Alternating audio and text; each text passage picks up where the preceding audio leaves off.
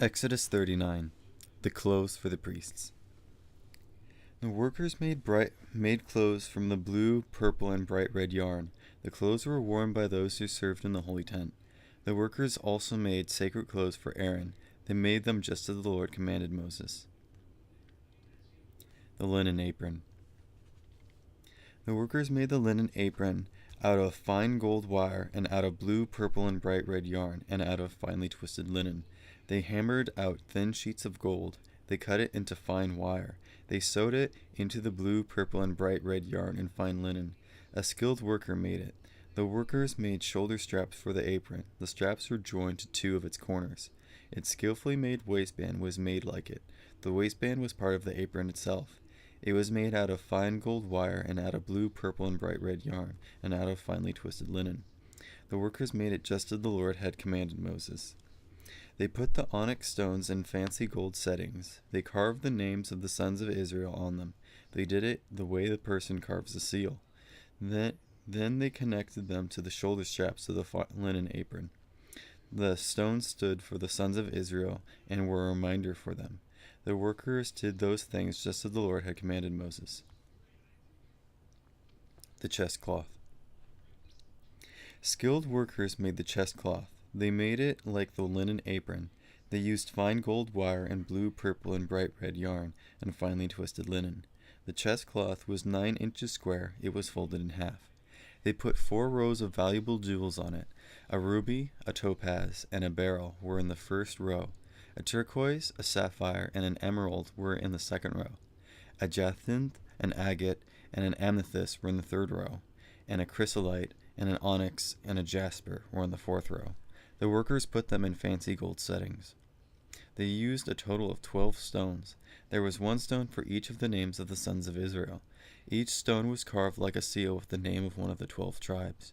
The workers made braided chains out of pure gold for the chest cloth.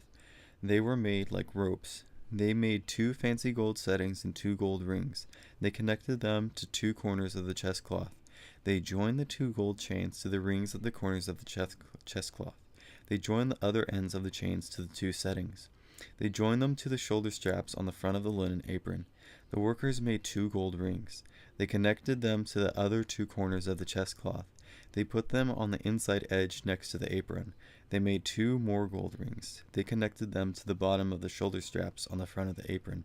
They put them close to the seam right above the waistband of the apron.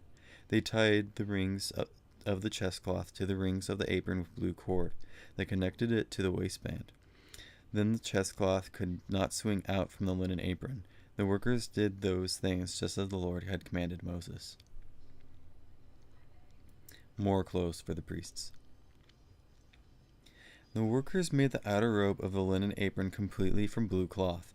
The cloth was made by a skillful person. The workers made an opening like a collar in the center of the robe.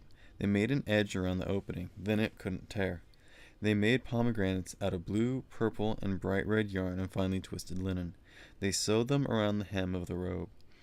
They made bells out of pure gold. They sewed them around the hem between the pomegranates. They sewed a bell between every 2 pomegranates, all around the hem of the robe. Aaron had to wear the robe when he served as a priest. That's what the Lord commanded Moses. The workers made inner robes out of fine linen for Aaron and his sons. The linen cloth was made by a skillful person.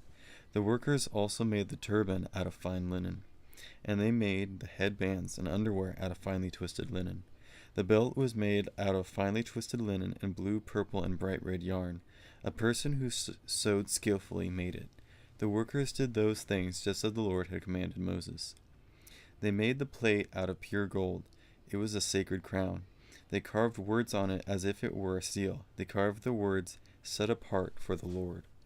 Then they tied the plate to the turban with a blue cord. They did those things just as the Lord had commanded Moses. The holy tent is complete. So all of the work on the holy tent, the tent of meeting, was completed. The people of Israel did everything just as the Lord had commanded Moses. Then they brought the holy tent to Moses along with everything that belonged to it. Here are the things they brought: hooks, frames, crossbars, posts, bases, the covering of ram skins that were dyed red, the covering of hides of sea cows, the curtain that screens the ark where the tablets of the covenant are kept, the poles and cover for the ark, the tables for the holy bread with all of its articles, the holy bread, the pure gold lampstand with its row of lamps and everything that is used with it, the olive oil that gives light, the gold altar for burning incense, the anointing oil, the sweet-smelling incense, the curtain for the entrance to the tent, the bronze altar for burnt offerings with its bronze grate, its poles and all of its tools, the large bowl with its stand, the curtains of the courtyard with their posts and bases, the curtain for the entrance to the courtyard, the ropes and tent stakes for the courtyard, the sacred clothes for the priest Aaron, and the clothes for his sons when they serve as priests. The people of Israel had done all of the work just as the Lord commanded Moses. Moses looked over the work carefully. He saw that the workers had done it just as the Lord had commanded, so Moses gave them his blessing.